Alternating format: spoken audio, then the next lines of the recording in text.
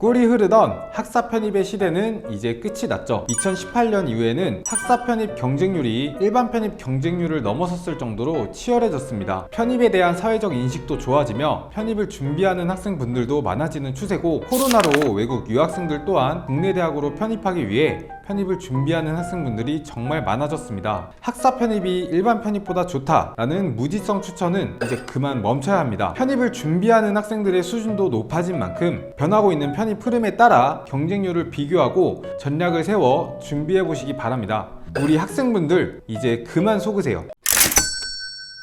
편입을 처음 알아보는 학생분들도 계실 테니 간단하게 설명드리죠. 편입이 뭔지 아시는 분들은 넘어가 주세요. 편입이란 대학교 3학년 1학기로 입학이 가능한 입시 방법이며, 일반 편입과 학사 편입으로 나뉘죠. 일반 편입은 해당 학교의 학과에서 자퇴, 재적 등으로 인한 여석이 발생할 경우 TO가 생기는데요. 전문대 졸업, 단연대 대학교 2학년 2학기 이상 수료하였거나 학점은행제를 통해 70학점에서 80학점 이상 학점을 취득했다면 지원이 가능합니다. 학사 편입은 정원 외 전형으로 입학 정원의 2%, 학과 정원의 4% 이내의 범위에서 편입생을 무조건 선발합니다. 4년제 대학교 졸업, 학점은행제를 통해 학사학위를 취득했다면 학사 편입으로 지원이 가능하죠. 인문 계열은 편입 영어, 이공 계열은 편입 수학, 영어도 보는 학교도 있습니다. 이 외로도 논술, 전공시험, 면접, 전적대 성적을 보는 학교도 있고, 직업국의 경우 토익 성적과 함께 부수적인 시험들이 있습니다.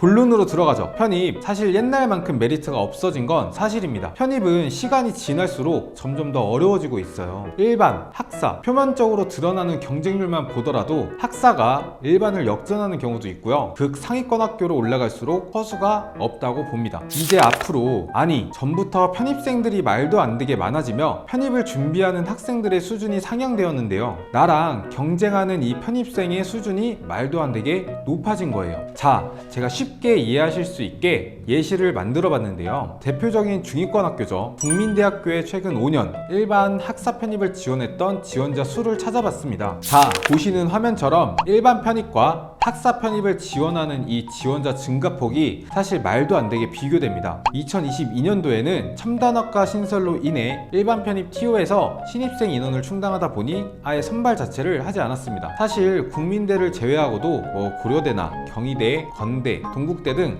많은 학교에서 일반 편입 TO를 감축해버리는 바람에 많은 편입 준비생들이 상당히 많은 피해를 봤죠. 진짜 겁나 억울한 거예요. 국민대만 보더라도 2018년엔 약 5,000명의 학생들이 일반 편입으로 지원했고, 2021년도에는 약 7,000명의 학생들이 지원한 반면에 학사 편입은 약 300명 정도의 편차를 보이고 있죠. 일반 편입은 약 2,000명이 증가했고 학사 편입은 300명이 증가했는데, 중요한 건 이 학생들의 수준이 상당히 올랐다는 겁니다. 서성한 중경외시는 인원이 더 많아 더.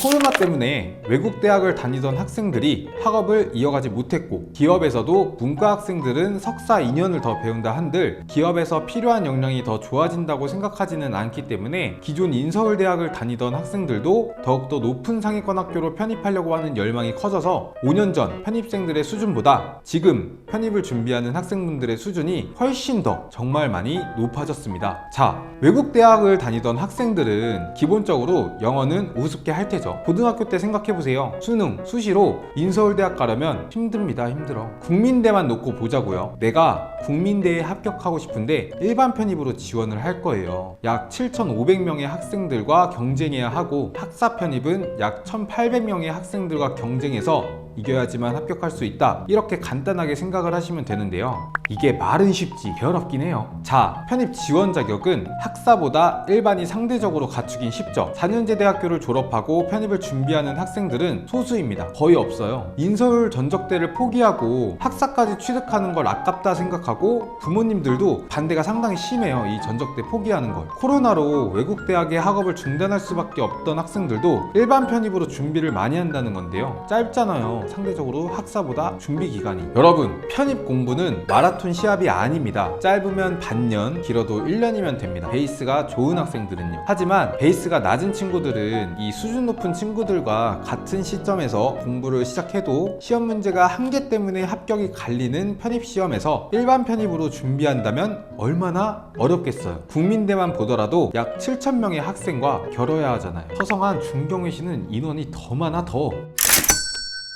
많은 학생분들과 상담을 했을 때 부모님의 의지로 편입을 준비하는 학생들은 없었어요. 학생들 본인 의지로 편입을 선택하고 공부에 임하는 동기와 의욕이 상당히 크기 때문에 간절한 학생들은 정말 간절하게 준비합니다. 첨단학과 신설로 인해 일반 편입 TO도 많이 줄어들고 유학생과 취업 때문에 인서울대학을 열망하는 학생들은 앞으로 더 많아질 텐데 1년 준비하는 동안 나에게 어떤 편입 방법이 조금 더 맞을지 고민해보고 준비해보는 게 나의 합격률을 높일 수 있는 방법이 아닐까 합니다. 편입에 관련해서 학점은행제에 관련해서 궁금하신 점이 있으시다면 하단 상담 링크를 통해 문의 남겨주시거나 실시간 카카오톡 상담을 통해서 언제든 여쭤보세요. 저희 가시TV에도 저를 통해 편입을 준비하고 이렇게 합격한 인터뷰 영상까지 있으니 이 영상도 같이 봐주시면 좋겠습니다.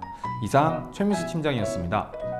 더 궁금하신 점이 있거나 영상에 나온 선생님과 상담을 원하시면 PC는 제목 아래에 있는 더보기란을 클릭, 상단에 있는 상담 링크를 클릭하셔서 문의를 남겨주시면 됩니다. 모바일은 화면 아래에 있는 더보기란을 터치, 상담 링크를 확인해보세요. 카카오톡 상담은 댓글에 있는 링크를 클릭하셔서 궁금하신 내용 남겨주시면 빠르게 답변 도와드리겠습니다.